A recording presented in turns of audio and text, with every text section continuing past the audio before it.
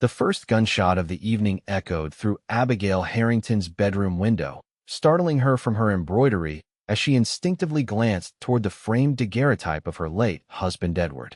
Willow Creek, Colorado wasn't known for violence, not like neighboring towns with their rowdy saloons and frequent shootouts, but in the 3 years since Edward's passing, she'd grown accustomed to jumping at sudden noises.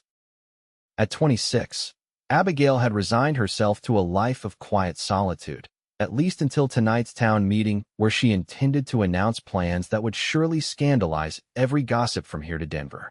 "You're being ridiculous," she told herself, setting aside her needlework and moving to the wash basin to splash cool water on her face.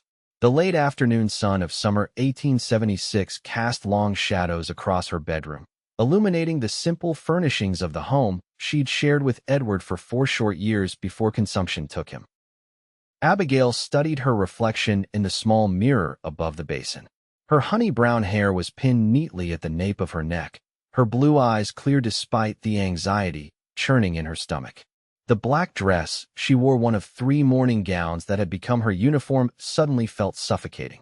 "Not tonight," she whispered, moving to her wardrobe where, hidden behind the dark fabrics, hung a dress she'd finished sewing just yesterday. The deep green calico wasn't extravagant by any measure, but after 3 years of black, it felt revolutionary. As she fastened the buttons, a knock at the front door startled her. Abigail hurried down the narrow staircase, smoothing her hands over the unfamiliar color before opening the door to find Margaret Wilson, the mayor's wife and Willow Creek's most dedicated gossip. "Abigail," Margaret exclaimed, her eyes widening at the sight of the green dress. I came to walk with you to the meeting, but I see you're—" Her voice trailed off, gaze traveling from Abigail's hemline to her face. "No longer in mourning," Abigail finished for her, lifting her chin slightly. "It's been 3 years, Margaret." The older woman's mouth formed a tight line. "Some would say a devoted widow mourns forever. Then some have never experienced the loneliness of an empty home," Abigail replied, reaching for her shawl. "Shall we?" The walk to the town hall was mercifully short, but filled with awkward silence. Abigail could feel Margaret's disapproval radiating between them, but she'd anticipated this reaction. What she hadn't anticipated was the cascade of whispers that followed her entrance into the meeting hall. "The nerve," she heard someone mutter. "Poor Edward hasn't been gone 4 years," came another voice. Abigail kept her eyes forward, finding an empty chair near the back of the room. The town meeting agenda was typical discussions about road repairs, the school needing a new roof, and preparations for the upcoming Independence Day celebration. But Abigail barely heard any of it, too focused on what she planned to say when Mayor Wilson called for new business. When the moment finally came, she rose on trembling legs. "I have an announcement," she said, her voice carrying across the suddenly silent room. "I intend to reopen the Willow Creek Mercantile." The murmurs began immediately. The store had been closed since Edward's death, despite being the only general store for miles. "Furthermore," she continued before losing her nerve, "I will be converting the upper floor into a proper boarding house for respectable travelers. Willow Creek needs it, especially with the new mining operations bringing more people through." A single woman running a boarding house. Harriet Simmons, the banker's wife, exclaimed. "It's not proper.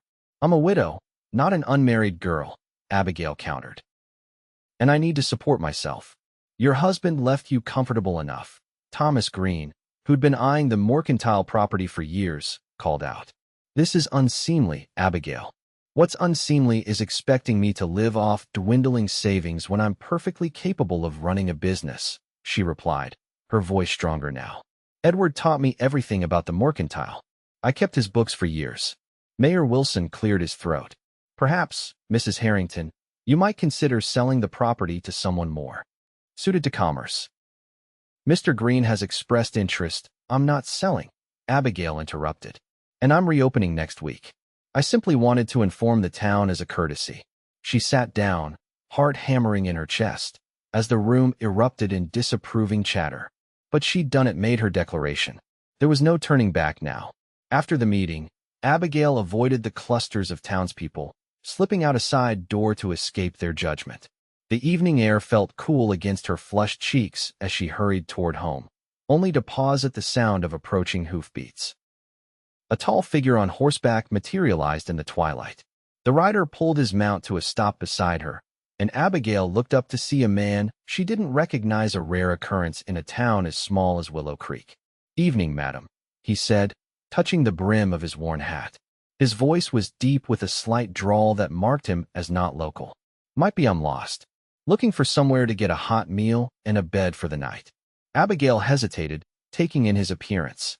He sat easily in the saddle of a magnificent chestnut horse, his clothes dusty from travel but of good quality. A gun belt circled his hips, not unusual for a man traveling alone, and his face, partially shadowed by his hat, appeared weathered but handsome. "There's no hotel in Willow Creek," she replied. "Nearest one's in Silverdale, about 15 miles west." The stranger sighed. "Been riding since dawn. Was hoping not to go further tonight." Something about his tired expression and straightforward manner made Abigail act impulsively. "I'm opening a boarding house next week," she said. "It's not ready yet, but I could offer you supper and the spare room at my home tonight." "I'm a widow," she added hastily, "so it would be proper enough." The man studied her for a moment, then smiled, a genuine expression that transformed his serious face. "That's mighty kind. Name's Benjamin Drake," he said, dismounting in one fluid motion. He stood a good head taller than Abigail, broad-shouldered but lean. "Most folks call me Ben." "Abigail Harrington," she replied, suddenly aware of her green dress and what the town would say about her taking in a stranger the very night she'd cast off her widow's weeds. But something about Benjamin Drake's presence made the prospect of more gossip seem less daunting. "Lead the way, Mrs. Harrington," he said, falling into step beside her, leading his horse by the reins. "And perhaps you can tell me why those folks back there are staring at us like we're putting on a circus show." Abigail glanced back to see a small group from the meeting watching them from the town hall steps, their expressions a mix of shock and disapproval. She couldn't help it, she laughed, the sound surprising her as much as it seemed to please her companion. "That, Mr. Drake, is a rather complicated story." By the time they reached Abigail's home, she had given Ben a brief account of her situation. He listened attentively, asking occasional questions that revealed a sharp mind behind his easygoing manner. After settling his horse in the small stable behind the house, he followed her inside. "It's not much," Abigail said, suddenly self-conscious about the modest home. "But it's clean and comfortable."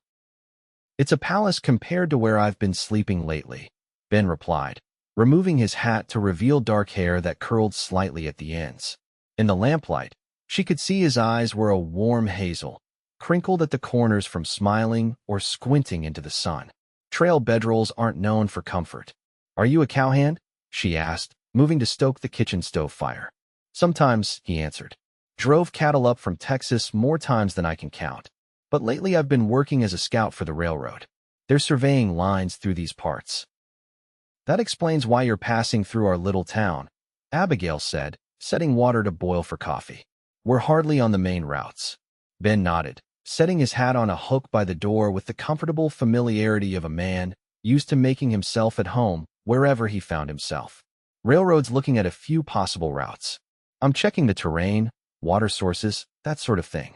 As Abigail prepared a simple meal of beans, cornbread, and dried apple pie, they fell into easy conversation. Ben told her about growing up in Kentucky before heading west after the war, about the places he'd seen and the work he'd done. In return, Abigail shared stories of Willow Creek, of running the mercantile with Edward, and her plans to reopen it. "Sounds like you've got a solid plan," Ben said as they finished their meal. "Don't see why anyone would object to a woman running her own business." "Willow Creek has certain expectations for widows," Abigail replied, collecting their empty plates. "We're supposed to live quietly, devoted to our husband's memory, perhaps teaching or taking in sewing if we need money. Not operating businesses or boarding houses." Ben's expression darkened slightly. "Seems to me a widow's got more right than most to decide her own path. You've already paid the price in grief, why should you pay again in lost opportunity?" His words struck her deeply. No one in Willow Creek had framed her situation quite that way before. "Exactly," she said softly. "That's exactly it." Later, after showing Ben to the spare room that had once been Edward's study, Abigail sat alone in her bedroom, thinking about the strange turn her evening had taken. Benjamin Drake was unlike anyone she'd met in Willow Creek, direct, thoughtful, and seemingly unburdened by the town's rigid social expectations. His presence in her home should have scandalized her, yet somehow it felt perfectly natural. He'll be gone tomorrow, she reminded herself, extinguishing her lamp. But even as sleep claimed her, Abigail found herself hoping that Benjamin Drake might find reason to stay in Willow Creek a little longer. Morning arrived with golden sunlight streaming through Abigail's curtains. She dressed quickly in the same green dress, having no desire to return to her black garments. The scent of coffee greeted her as she descended the stairs, finding Ben already awake and tending the stove. "Hope you don't mind," he said, gesturing to the pot. "Thought I'd make myself useful." "Not at all," Abigail replied, surprised and pleased by the gesture. "I'm not used to having someone else in the kitchen. It's nice." Over breakfast, Ben asked about the mercantile, and Abigail found herself describing her plans in greater detail than she had with anyone else.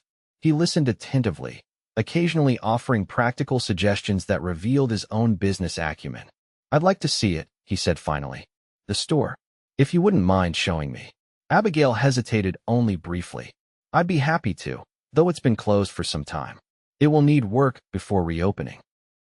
Together they walked the short distance to Main Street, Abigail keenly aware of the stairs following them.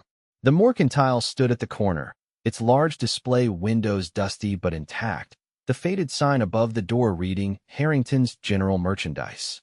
Abigail unlocked the front door, breathing in the familiar smells of old wood, fabric, and remnants of the goods that had once filled the shelves. Dust motes danced in the sunbeams cutting through the windows as she led Ben inside. "It's a good space," he commented, looking around appreciatively. "Solid building. Edward's father built it in '52, during the first silver boom," she explained, running her hand along the sturdy wooden counter. "The upstairs was their living quarters before they built our house. That's where I plan to put the boarding rooms." Ben nodded thoughtfully, then gestured toward a narrow staircase at the back. "Mind if I take a look?" "Please do," Abigail replied, following him up to the second floor. The space was divided into 4 rooms, with a small common area that caught the morning light.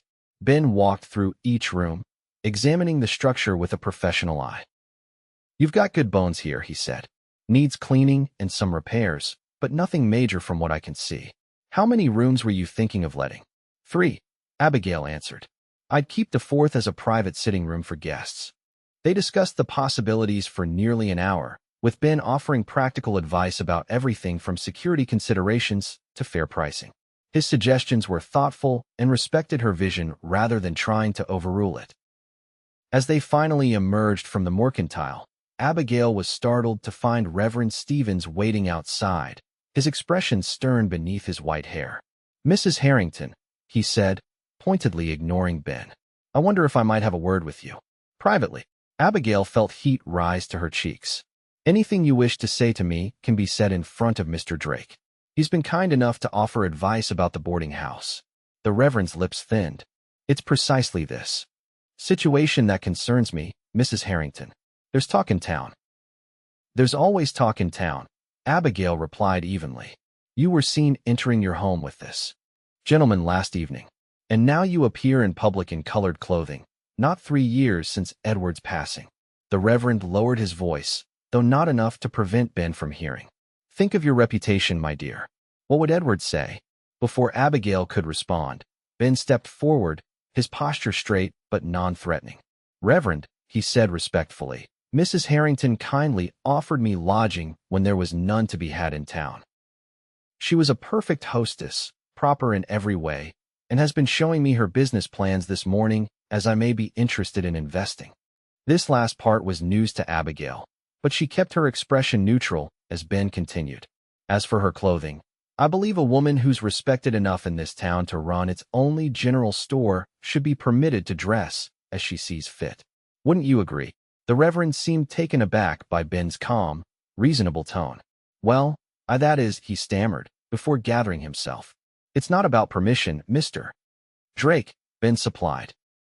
"Benjamin Drake. Mr. Drake. It's about propriety and respect for the departed." With all due respect, Reverend, Abigail interjected, finding courage in Ben's supportive presence. Edward would be the first to tell me to get on with living. He wasn't one for excessive mourning. And the boarding house was actually his idea originally. We discussed it before he fell ill. This wasn't entirely true, but Edward had once mentioned that the upstairs would make fine guest rooms. Close enough. The Reverend studied them both for a long moment, then sighed. I cannot dictate your choices, Mrs. Harrington. I can only advise caution. This town has traditions, and those who flout them often find themselves isolated. It was a thinly veiled warning, and Abigail felt a chill despite the warm morning. But Ben's steady presence beside her bolstered her resolve. Thank you for your concern, Reverend, she said firmly. I'll keep it in mind. Good day to you. As the Reverend walked away, Ben turned to her with a mix of admiration and concern in his eyes. You handled that well, he said. But he's not wrong about small towns and their ways. Are you sure you're ready for what reopening might bring? Abigail considered the question seriously. I'm not sure, she admitted. But I know I can't continue as I have been. This is my chance to build something meaningful, something that's truly mine. Ben nodded, understanding in his gaze. Then let me help you get started. I've got experience with carpentry, and it seems I'll be in the area longer than expected. The railroad survey is more complicated than anticipated. You don't need to do that, Abigail protested, though part of her leapt at the offer. I know, Ben replied with a small smile. But I'd like to. Besides, I'll need somewhere to stay, and your boarding house sounds just about perfect. That evening, as Abigail prepared supper for herself and Ben, who had insisted on paying a fair rate for room and board, she considered how drastically her life had changed in just 24 hours. The green dress, the public announcement, meeting Benjamin Drake, it all felt like the universe responding to her decision to finally move forward. Over the next week, Ben proved himself invaluable.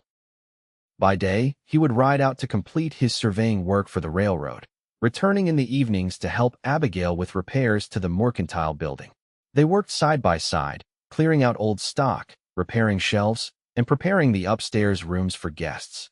Word spread quickly about Abigail's unusual boarder and her continued defiance of morning customs. Some townspeople stopped speaking to her entirely, crossing the street to avoid passing her on the sidewalk.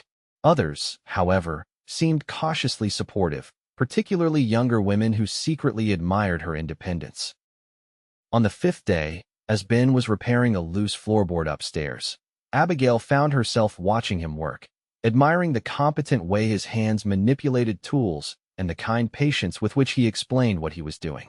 There was something about him that felt deeply familiar, as though they'd known each other far longer than a mere week. You're staring, Ben commented without looking up, a smile in his voice. Abigail blushed. I was just thinking how much you've done already. I couldn't have managed half of it alone. Ben sat back on his heels, finally meeting her eyes. You'd have managed. Might have taken longer, but you're not the type to give up easily. Perhaps not, she agreed. But I'm grateful all the same. Something passed between them in that moment, a recognition, perhaps, of the unusual connection that had formed so quickly. Ben cleared his throat and returned to his work, but Abigail caught the slight flush on his tanned cheeks. That evening, after supper, they sat on Abigail's small front porch, enjoying the cool night air.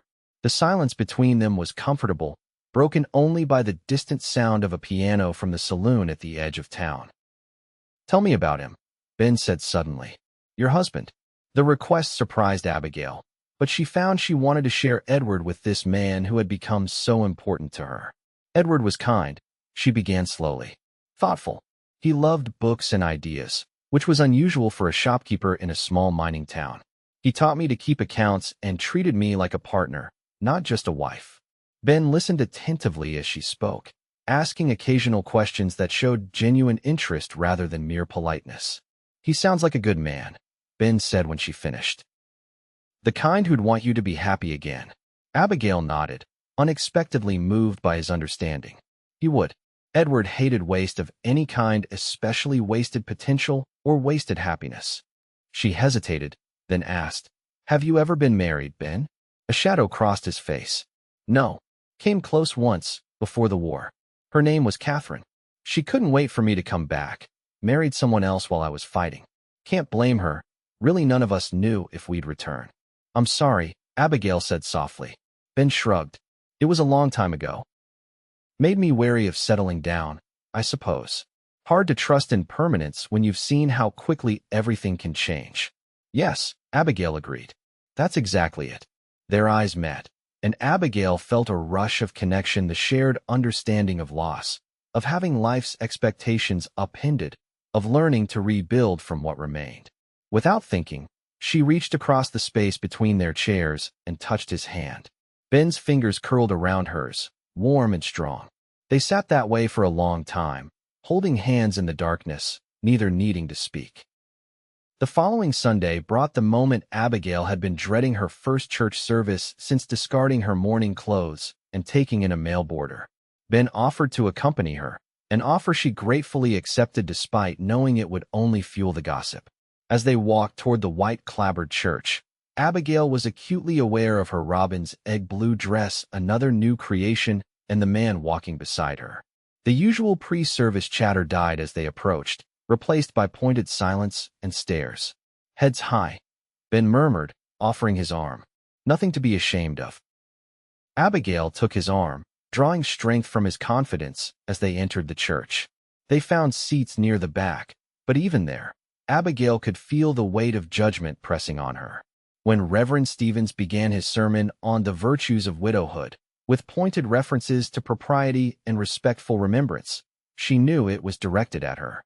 Ben remained steadfast beside her, occasionally giving her hand a reassuring squeeze when the Reverend's words became particularly pointed. His presence made the ordeal bearable, even as Abigail noted which neighbors refused to meet her eyes during the passing of the peace. After the service, as they made their way through the churchyard, Harriet Simmons stepped directly into their path, her husband Thomas at her side. "Abigail," Harriet said, her voice carrying enough to attract attention, "I'm concerned about you, dear. This behavior," she glanced meaningfully at Ben, "it's simply not becoming for a widow. People are talking. Let them talk," Abigail replied, keeping her voice even. "I'm not doing anything wrong." "You're disrespecting Edward's memory," Thomas interjected, "and making a spectacle of yourself with this." "Drifter." Ben stiffened beside her but remained silent, allowing Abigail to fight her own battle. "Mr. Drake is a respected railroad scout," she corrected, "and a paying guest. As for Edward's memory, I honor him by living fully, just as he would have wanted." "Is that what you tell yourself?" Harriet asked with exaggerated concern. "To justify your arrangement? The whole town knows he stays in your home. It's scandalous, Abigail." By now, a small crowd had gathered, watching the confrontation with undisguised interest. Abigail felt her cheeks burning, but stood her ground. "What's scandalous," she said clearly, "is how quickly this town has forgotten that Edward Harrington was one of its most respected citizens, a man who believed in progress and treating people fairly. He would be ashamed to see how you've treated me for simply trying to support myself honorably." "There's nothing honorable about flaunting convention," Thomas retorted. "If you need money, sell the mercantile to someone who can run it properly." "A woman has no business. That's enough," Ben interrupted, his voice quiet but carrying an authority that silenced Thomas instantly. "Mrs. Harrington doesn't owe anyone explanations for how she chooses to live her life or run her business. And I'd appreciate it if you'd speak to her with the respect she deserves." The tension was palpable as Thomas and Ben locked eyes, neither willing to back down. Finally, Margaret Wilson pushed through the crowd, her husband the mayor following behind. "This is hardly the place for such a discussion," she said firmly. "Sunday services should be followed by fellowship, not confrontation." "I quite agree," Abigail said, grateful for the intervention even if she suspected Margaret's motives weren't entirely supportive. "If you'll excuse us." She turned to leave, but Thomas Simmons called after her. "You think you can just ignore proper society, Abigail? Good luck finding customers when your precious mercantile opens. This town has standards." Abigail faltered, the reality of her vulnerability suddenly stark. She could reopen the store, but if no one would shop there, she'd be ruined within months. Ben must have sensed her fear, for he placed a gentle hand at the small of her back. "Let's go," he murmured. "They're not worth it." The walk home was subdued, both lost in thought, until Ben finally broke the silence. "Don't let them shake your resolve," he said. People like that they rely on fear to maintain control. If you stand firm, others will follow your lead. And if they don't, Abigail asked softly, what if no one comes to the store? What if I can't make a living? Ben stopped walking, turning to face her directly. Then you'll find another way. You're resourceful, Abigail. And you're not alone. The sincerity in his eyes made her heart flutter. Ben, you'll be moving on eventually. Your work with the railroad, maybe, he interrupted. Maybe not. I've been thinking about settling somewhere. Putting down roots. Abigail hardly dared to hope what that might mean. Here? In Willow Creek? Depends, he said, his eyes never leaving hers. On whether there might be someone worth staying for. The air between them seemed charged with possibility. Abigail found herself wanting to reach for him, to close the distance that propriety demanded they maintain in public. I think, she said carefully, that Willow Creek could grow on a person, given time. Ben's slow smile warmed her from within. That's what I'm thinking too. The following Wednesday was set for the grand reopening of Harrington's general merchandise. Abigail rose before dawn, her stomach fluttering with nerves and excitement. The past 2 days had been a flurry of activity stocking shelves with the goods that had arrived on Monday's supply wagon, arranging displays, and putting final touches on the upstairs rooms. Ben had been by her side through all of it, even persuading several railroad colleagues to spread word about the new boarding house to travelers. His support had been unwavering, even as Abigail worried whether anyone from town would actually shop at her store after Sunday's confrontation. As she dressed in a practical but pretty blue calico, Abigail heard Ben moving about downstairs, already awake and likely making coffee as had become their morning routine. The domesticity of it struck her suddenly how quickly they'd fallen into patterns together, how natural his presence in her home had come to feel. This is it, she said to her reflection, pinning her hair simply but neatly. No turning back now. Downstairs, she found Ben had not only made coffee but prepared a proper breakfast: eggs, bacon, and biscuits laid out on the kitchen table. You didn't have to do all this, she said, touched by the gesture. Wanted you to have a good meal before your big day, he replied, pulling out her chair. You'll need your strength. Over breakfast, they reviewed last-minute details and the roster of 3 guests already booked for the boarding rooms, all railroad associates of Ben's who would arrive by week's end.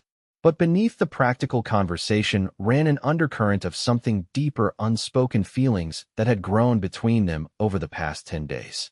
Ben, Abigail said finally, gathering her courage, I want to thank you. For everything. I couldn't have done this without you. Sure you could have, he countered with a gentle smile. But I'm glad you didn't have to. He hesitated, then reached across the table to take her hand. Abigail, there's something I've been meaning to tell you. Her heart quickened. Yes. The railroad survey is finished.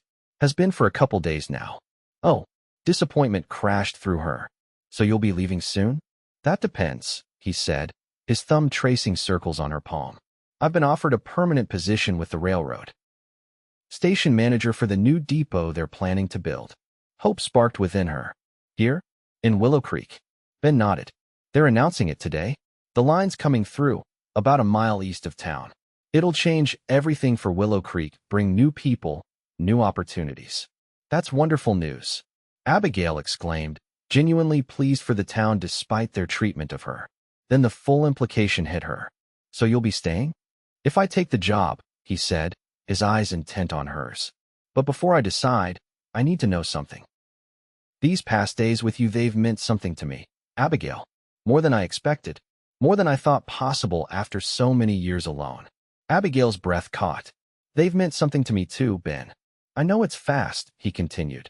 And I know this town has expectations about how long a widow should wait. But life's too short to waste time on other people's rules when you know what you want. He squeezed her hand. And I know what I want, Abigail. It's you. Tears pricked at her eyes as joy unfurled within her. Ben, are you sure? The gossip, the judgment, it won't be easy. Nothing worth having ever is, he replied simply. I'm not asking for promises yet. Just a chance to court you properly. To see where this might lead. Abigail didn't hesitate. Yes, she said, her voice steady despite the tears now spilling onto her cheeks. Yes, I'd like that very much. The clock on the mantel chimed 8, breaking the moment. Abigail reluctantly withdrew her hand. We should go. The store, Ben nodded, understanding as always. Your big day? Let's make it memorable.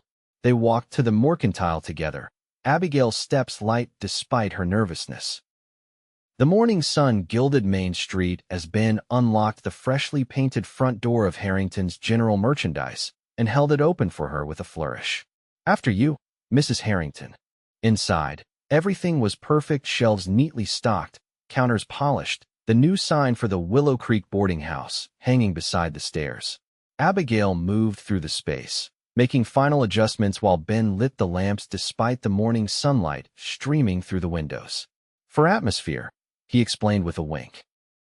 At precisely 9 o'clock, Abigail took a deep breath and flipped the sign on the door from closed to open. Then she waited, wondering if anyone would come. The first hour passed slowly, with no customers. Abigail tried to keep busy reorganizing already perfect displays, while Ben worked on a ledger system for the boarding house, his presence a comforting constant. When the bell above the door finally jingled, Abigail looked up eagerly, only to feel her heart sink at the sight of Thomas Simmons. He wore an unpleasant smile as he surveyed the empty store. Not much business, I see, he observed smugly. Came to see for myself how your little enterprise was faring. Before Abigail could respond, the bell jingled again as Mayor Wilson entered, followed by his wife Margaret, and, surprisingly, their daughter Clara. Mr. Mayor, Ben greeted, moving to stand beside Abigail at the counter. Mrs. Wilson, Miss Wilson, welcome to the grand reopening. Mayor Wilson nodded cordially, though his expression remained guarded. Heard the news about the railroad coming through, he said to Ben. Congratulations on your appointment. Will be good for the town. Thomas Simmons frowned. What appointment? Mr. Drake has been named station manager for Willow Creek's new railroad depot, the mayor explained. The announcement's being posted today. Line should be completed within the year. Thomas's expression soured further. I wasn't informed of this. Railroad business, Ben replied mildly. Only just finalized. Clara Wilson, meanwhile, had approached Abigail. Mrs. Harrington, I wonder if you might have some hair ribbons? I've been needing new ones, and Mother said we should see what you have in stock. Abigail blinked in surprise, then smiled warmly at the girl. Of course, Clara. I have several colors, just came in on Monday's wagon. Let me show you. As she led Clara to the appropriate shelf, Abigail heard the bell jingle again. This time, it was the blacksmith's wife, Sarah Cooper, and her 2 children. Abigail, Sarah greeted somewhat tentatively. The children need new stockings, and John mentioned you'd reopened. Right this way, Abigail replied, her heart lifting. Over the next hour, a steady trickle of townspeople entered the store. Some, Abigail suspected, came out of mere curiosity, but others made genuine purchases. Not everyone was friendly, several women barely spoke to her beyond stating their needs, but they came nonetheless. By noon, Abigail had served over a dozen customers and taken bookings for 2 more boarding rooms. As Ben went to fetch them lunch from the cafe down the street, Reverend Stevens entered, looking somewhat uncomfortable. Mrs. Harrington, he said, approaching the counter. I see your opening day is proceeding well. Better than I expected, Abigail admitted honestly. Thank you for coming, Reverend. He cleared his throat. I've been giving some thought to our conversation and to my sermon last Sunday. Perhaps I was hasty in my judgment. Abigail waited, saying nothing. The Lord teaches us not to judge, lest we be judged, the Reverend continued. And it occurs to me that a woman supporting herself through honest work is hardly cause for censure. He paused. I understand Mr. Drake has accepted a permanent position here. He has, Abigail confirmed, wondering where this was leading. A respectable position, the Reverend noted. And it would be good for Willow Creek to have a proper boarding house, especially with the railroad coming. He sighed. What I'm trying to say, Mrs. Harrington, is that I was wrong to speak against your endeavors. And I hope you'll accept my apology. Abigail was momentarily speechless, but quickly recovered. Of course, Reverend. Thank you for saying so. Will we see you in church this Sunday? He asked. Yes, Abigail replied. Mr. Drake and I will be there. The Reverend nodded, looking relieved. Good. Very good. He selected a packet of tobacco from a nearby display. I'll take this, please. After the Reverend left, more customers arrived, keeping Abigail busy through the afternoon. By closing time at 5 o'clock, She was tired but exhilarated. The day had been far more successful than she'd dared hope. As Ben helped her close up the shop, Abigail couldn't contain her happiness. "I can't believe how many people came," she said, counting the day's receipts. "Even Mrs. Simmons bought fabric, though she could barely look at me while doing it." Ben laughed. "Small victories. Give it time, they'll come around. Especially once the railroad brings new business." Abigail set down the money and looked at him. "Thank you, Ben, for believing in me, for staying. Easiest decision I ever made," he replied, moving around the counter to stand before her. "Abigail, I know it's soon," but the bell over the door jangled, interrupting whatever Ben had been about to say. They turned to find Harriet and Thomas Simmons entering, along with several other prominent townspeople. "We're closed," Abigail said, straightening her spine. "This isn't a social call," Thomas replied. "It's town business." Ben moved closer to Abigail, his presence protective without being overbearing. "What kind of town business requires interrupting after hours?" Mayor Wilson stepped forward from the group. "The railroad changes things," he said without preamble. "Willow Creek's going to grow, and we need to be ready. The town council met this afternoon to discuss preparations. And this concerns Mrs. Harrington how?" Ben asked. "Directly," the mayor replied. "We voted to officially recognize Harrington's mercantile as an essential town business and the boarding house as a necessary service. The town will be routing visitors your way, Mrs. Harrington, and including your establishment in official correspondence." Abigail stared at him in disbelief. "I don't understand. This morning half the town wouldn't speak to me, and now you're offering official recognition?" Thomas Simmons looked pained, but his wife spoke up. "It's practical, Abigail. With the railroad coming, we need your business. The town needs it. And it seems," she glanced at Ben, "that your situation has become more conventional." "My situation?" Abigail echoed. "Mr. Drake's appointment," Margaret Wilson clarified. "A station manager is a respectable position. And if you two are courting, as Clara seems to think, then certain concerns are alleviated." The presumption was breathtaking, but Abigail was too stunned to be properly offended. These same people who had shamed and ostracized her were now prepared to accept her because Ben had a respectable job and might marry her? Ben must have sensed her thoughts, for he placed a steadying hand at the small of her back. "While we appreciate the town's support of Mrs. Harrington's business," he said carefully, "I think it's important to be clear that her worth and respectability have nothing to do with me or my position. She was worthy of your respect before I arrived, and would be even if I left tomorrow." A tense silence followed his words. Then, surprisingly, Mayor Wilson nodded. "Fair point, Mr. Drake. Very fair point." He turned to Abigail. "Mrs. Harrington, whatever personal feelings may exist, your business acumen and enterprise are assets to this town. We should have recognized that sooner." It wasn't quite an apology, but it was closer than Abigail had expected. She nodded slowly. "Thank you, Mayor Wilson. I appreciate the town's support, and I look forward to serving Willow Creek as it grows."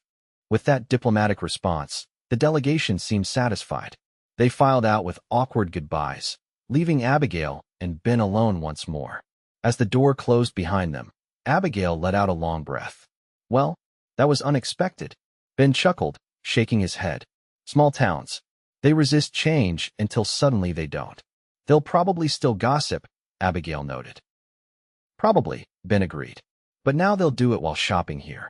Abigail laughed, the sound bright in the quiet store. Then, remembering, she asked, "What were you going to say?" Before they came in, Ben's expression grew serious. He reached for her hands, holding them gently in his own. "I was going to say that I know it soon, but I've never been more certain of anything in my life. I love you, Abigail Harrington. I think I started falling for you the moment you offered a tired stranger supper and a bed for the night." Abigail's heart soared. "Ben, let me finish," he said softly. "I'm not asking for marriage. Not yet. I want to court you properly, give you time to be sure. But I want everyone in this town to know that I chose you, that I see how remarkable you are, and that I'm not going anywhere." Tears blurred Abigail's vision as she replied, "I love you too, Ben. I wasn't looking for love again, didn't think it was possible. But you made me believe that there could be a second chance at happiness." Ben released one of her hands to gently brush a tear from her cheek. Then may I have the honor of escorting you to the town's Independence Day celebration next week? As your official suitor. Abigail smiled through her tears. I would like that very much. The town's Independence Day celebration arrived the following week, a festive affair with bunting decorating Main Street and tables laden with food in the town square. Abigail had spent the morning helping with preparations, surprised by how many of her neighbors now greeted her warmly or at least civilly. The mercantile had been busy every day since opening, and the boarding house was fully booked for the next month. Word of Ben's permanent appointment had spread, along with news of their courtship, and the town's attitude had shifted remarkably. While some still sniffed at the propriety of a widow finding love so soon, most seemed to have accepted or at least resigned themselves to the situation. As evening approached, Abigail dressed with special care in a new dress she'd sewn from fabric purchased from her own store, a rich burgundy that complemented her coloring and made her feel beautiful. When Ben arrived to escort her to the celebration, his appreciative gaze confirmed she'd chosen well. You look stunning, he said, offering her a small bouquet of wildflowers. These pale in comparison, but I thought you might like them. They're perfect, Abigail replied, touched by the thoughtful gesture. She tucked one of the blossoms into her upswept hair before taking his arm. The town square was alive with music and laughter when they arrived. Children ran playing between tables. Lanterns hung from trees cast a warm glow as dusk approached, and the smell of barbecue filled the air. Abigail was acutely aware of the glances that followed them, but for once, they didn't seem entirely disapproving. Clara Wilson rushed up to greet them. Mrs. Harrington, Mr. Drake, come sit with us, we've saved places. She led them to a table where the mayor and his wife were already seated, along with several other prominent families. The conversation was stilted at first, but gradually eased as they shared food and drink. When the local band began playing after dinner, Ben stood and offered Abigail his hand. Would you do me the honor? He asked. Dancing in public with a man not her husband would once have been unthinkable for a widow in Willow Creek. Abigail hesitated only briefly before placing her hand in his. I'd love to. They were the first couple on the makeshift dance floor, and Abigail felt the weight of every stare as Ben led her in a simple waltz.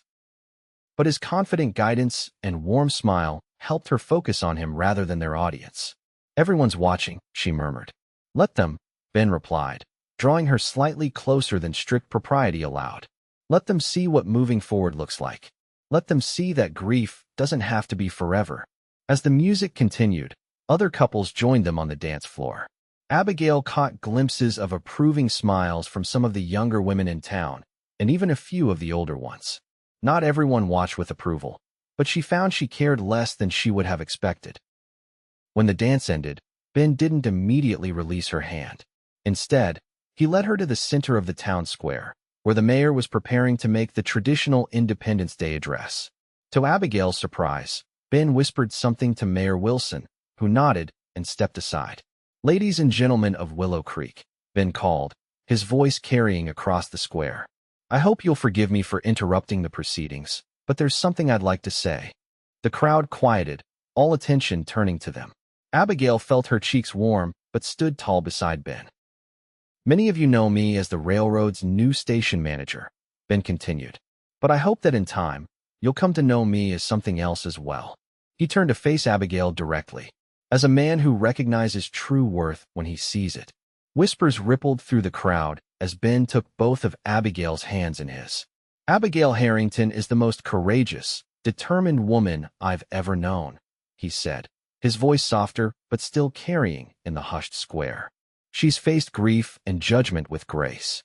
She's built a business that will serve this town for years to come. And she's shown me that second chances are possible if we're brave enough to take them. Abigail's heart raced as Ben reached into his pocket and withdrew a small ring, a simple gold band set with a modest sapphire. I know we agreed to a proper courtship, he said, his eyes never leaving hers. And I'll wait as long as you need. But I also want everyone here to know my intentions. He dropped to one knee, still holding her hand. Abigail Harrington, when you're ready, be it tomorrow or next year, will you do me the great honor of becoming my wife? Tears blurred Abigail's vision as 100 emotions crashed through her at once: joy, love, gratitude, and yes, a lingering sense of guilt quickly overshadowed by certainty. Edward would have wanted this for her. He would have approved of Ben, of this second chance at happiness. Yes, she whispered, then louder for all to hear. Yes, Benjamin Drake. I will marry you. Ben slipped the ring onto her finger, then rose to his feet and, propriety be damned, kissed her right there in front of the entire town. Abigail heard gasps, a few disapproving mutters, but also surprisingly applause led by Clara Wilson and quickly joined by others. When they broke apart, Ben kept one arm around her waist as he turned to face the assembled townspeople. "Thank you," he said simply, "for welcoming me to Willow Creek, for supporting Mrs. Harrington's business, and for witnessing this moment." Mayor Wilson stepped forward, extending his hand to Ben. "Congratulations," he said, then turned to Abigail. "To both of you. Willow Creek is fortunate to have you." Others followed the mayor's lead, coming forward to offer congratulations or at least polite acknowledgement. Some, like Thomas and Harriet Simmons, merely nodded stiffly before walking away, but they were the minority. As the celebration continued around them, Abigail and Ben found a quiet moment alone beneath a lantern-strung oak tree at the edge of the square. "I hope you don't mind that I didn't wait," Ben said, his fingers entwined with hers. "I wanted everyone to know you weren't alone, that someone saw your worth when they couldn't." Abigail touched the ring on her finger, admiring how the sapphire caught the lantern light. "It was perfect," she assured him, "though we may have scandalized half the town." "Only half." Ben grinned. "I must be losing my touch." Abigail laughed, feeling lighter than she had in years. "When shall we be married? I should warn you, now that you've made such a public declaration, the gossips will expect a date." "Whenever you're ready," Ben replied. "I meant what I said about waiting." Abigail considered for a moment, then smiled. "September," she decided, "when the aspens start to turn gold. Not too soon to seem hasty, not so far that I have to wait too long to be your wife." "September it is," Ben agreed, raising her hand to his lips. "Mrs. Benjamin Drake has a nice ring to it, don't you think?" "I do," Abigail replied, leaning into his embrace. "Though I think the store sign will have to remain Harrington's. For Edward." "Of course," Ben said without hesitation. "It's his legacy, through you." Abigail looked out at the town square, at the people who had judged her so harshly and were now beginning to accept her on new terms. It wasn't perfect, and some would likely never fully approve, but it was progress. Her gaze returned to Ben, to the love and admiration in his eyes, and she knew with absolute certainty that she had found her path forward. "Ready to rejoin the celebration, future Mrs. Drake?" Ben asked, offering his arm once more. Abigail took it without hesitation. "Absolutely, future Mr. Harrington," she teased, delighting in his surprised laugh. Together they walked back into the light of the lanterns, into the music and conversation of the town that would be their home, into the future they would build together. A future born from grief, but not defined by it. A future of second chances and new beginnings. A future entirely their own.